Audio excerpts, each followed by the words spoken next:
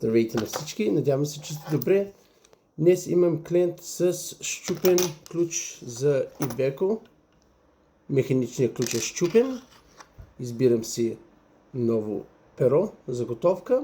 Сега, защото е счупен, не може да го сложим на машината, водача да му прочете кода. Ръчно ще му вкарам механичния код и ще нарежем и ще отидем да го пробваме.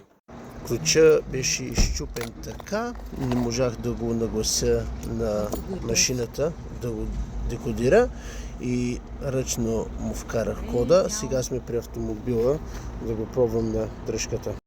Така, вкарвам заготовката и го завъртим.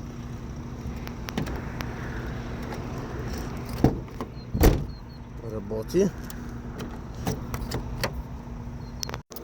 Сега ще изкарам старото счупено перо и ще сложа новото на място.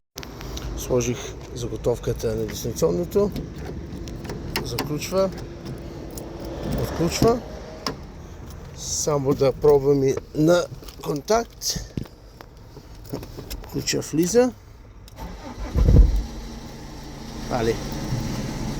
Сега, докато сме с клиента, пита да направя втори механичен ключ, авариен ключ за Маздата.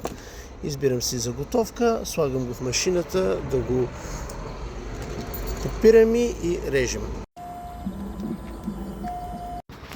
Готово, само да пробваме механичния ключ и заключва. Включва. Това беше всичко. Ако вие имате нужда от ключарски услуги, свържете се с мене. Ще се радвам да ви помогна. Хубав и успешен ден ви желая.